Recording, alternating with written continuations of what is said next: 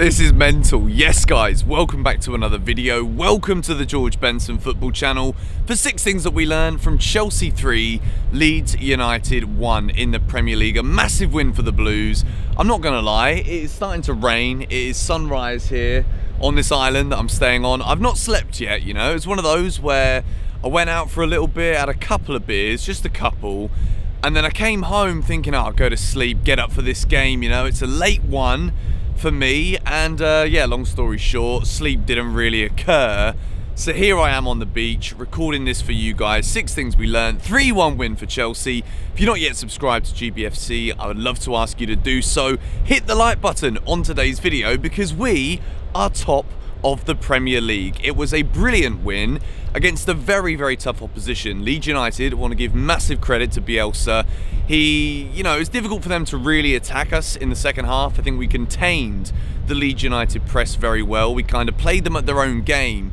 When they had possession of the ball, we were on them like a rash. Whenever we had possession of the ball, it was quite difficult for Chelsea to string together a big group of passes today. It was very difficult to maintain possession. It was a tactical battle that yet again Frank Lampard shows the steel within this Chelsea side that we can't always be playing free-flowing, beautiful attacking football.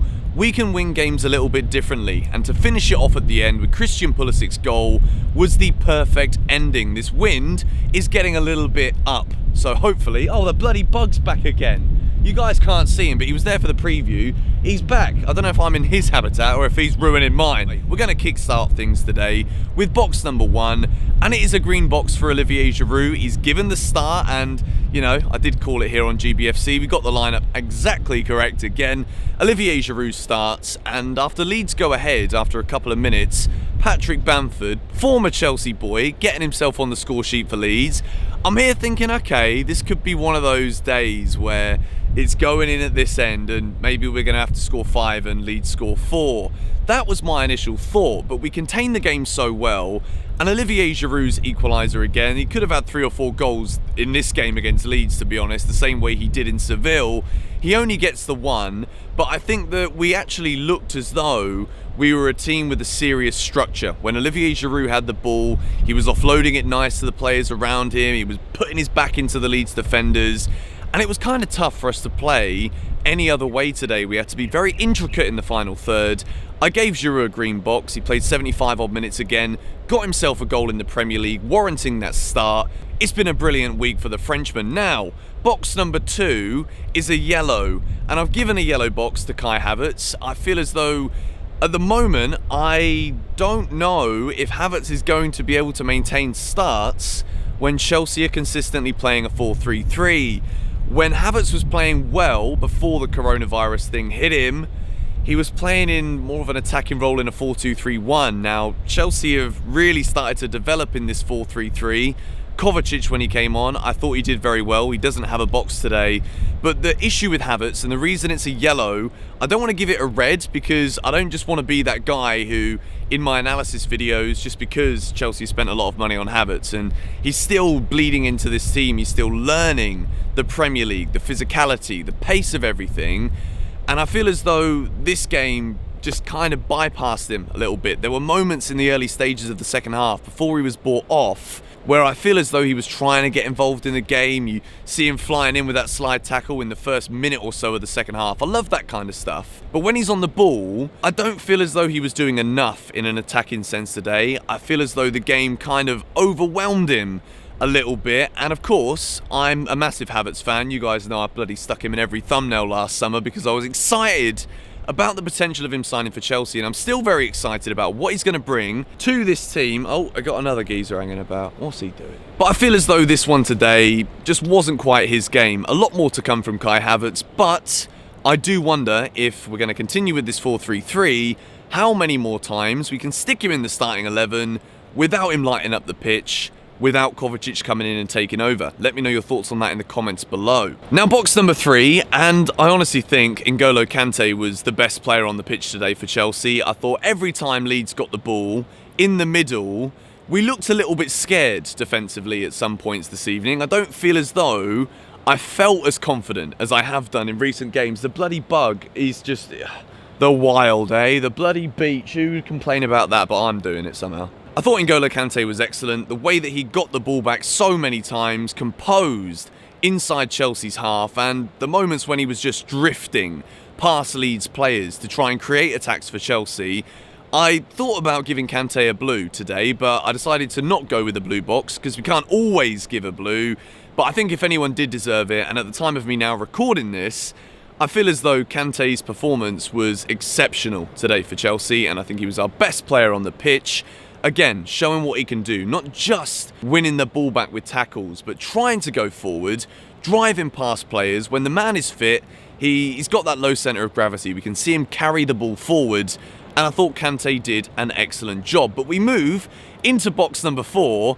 Kurt Zouma, 4 Premier League goals this season already in just 11 matches. And I've put both Zouma and Mason Mount in box number 4 because I thought Mason had a very good game, always chasing Leeds players down. He could have had a wonderful assist if Timo Werner's finishing was, well, what we expect from Timo Werner. We might talk about him in a moment.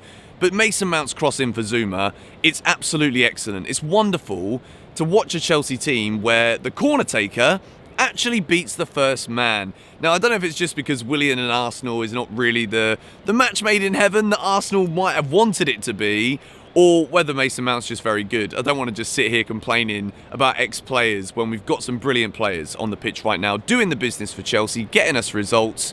I thought Mason Mount was brilliant. I thought when he had the ball, he's always looking to go forward. He's got these lovely little touches when he looks as though he's in a little bit of trouble playing against a very physical Leeds central midfield. I thought Mount was excellent. The cross for Zouma, that's what got him in box number 4. We move into box number 5, and sadly, it's a yellow. I think you all know who it's for. It's for Timo Werner. It wasn't his best game today.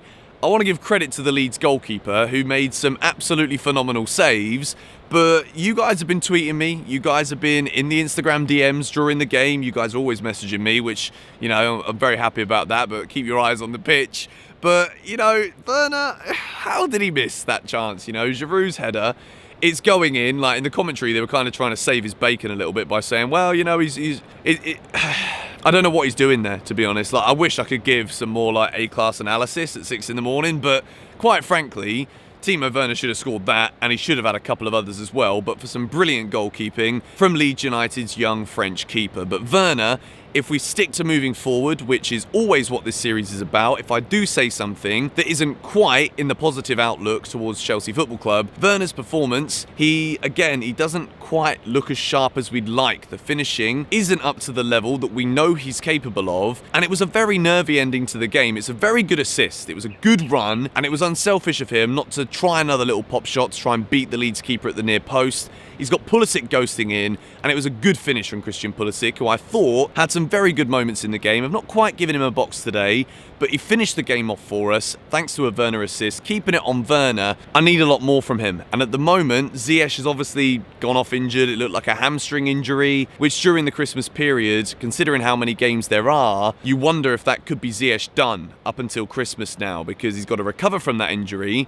Then, you know, it's not going to be easy to warrant starting him if he's not fully fit. Pulisic being back, looking sharp again, it's a massive bonus for Chelsea, but frustrating that Hakim Ziyech had to go off so early. Now, box number 6, to finish off this 6 Things We Learned video from Chelsea 3, Leeds United 1. I've got like bugs landing on my neck in every direction here. Reece James, absolutely brilliant. Again, the crossing for Olivier Giroud. Didn't really mention it when we put Giroud in box number 1, but Reece James's delivery, it's excellent. Kai Havertz could have had a goal himself, which probably would have saved him as much of the negativity that I might have given him in this video today. Reece James whips in a wonderful free kick. Havertz, too much pace on the ball. He flicks it, gets a little bit too much on it. If he would have just got more of a deft touch, it probably would have gone in, and we'd have been talking about a double of Reece James' assists. But it wasn't just the crossing today, it was the defensive prowess that he has, the strength that he's got to win the ball, to shepherd the ball away from opposing attackers. I thought Reece James was excellent, and you see Azpilicueta there with his jacket on the sidelines, and I love Azpi, and every time he's come in this season he's done a wonderful job, but Reece James has firmly cemented himself now as Chelsea's number 1 right back. He looks so calm on the ball. Towards the end of the game as well, he's like getting hit by the ball, waiting to take a throw in, just doing a little bit of time wasting, which you've got to do. You know, it's a football manager thing for a reason. You know, you can set your players to time waste as much as they bloody want. Reece James did a brilliant job today. Chelsea did an excellent professional job. Scoring 3 should have been a lot more. If it was double figures today, nobody really would have actually batted an eyelid, to be honest. Chelsea dominated proceedings. Leeds had a couple of good opportunities. They're a very good side. And any victory that you get against Leeds, not just because of the rivalry, but with the respect that they deserve for the way that they play football, the way that they approach the bloody game. This thing is huge, man. I'm telling you, it's going to be the death of me before I go back to the other island, which is over there somewhere, my home, in that direction. But anyway, hopefully you guys enjoyed the new setting. Hopefully you guys enjoyed today's video. As always with 6 things that we learn, it's all about what you guys have to say in the comments down below. And if you guys leave some interesting comments and talking points, then I'll make another video, Chelsea Fans React, where we look into what you guys got to say and I address it even further than we did in this one. Thank you guys so much for watching. If you did enjoy it, be sure to hit the like button. Flies in me hair. Follow me on Instagram and Twitter. This is actually getting annoying now because I think I've talked about flies as much as I've talked about Chelsea being top of the bloody league. 3-1 win. Very happy with that. Come on, you Blues. See you all later.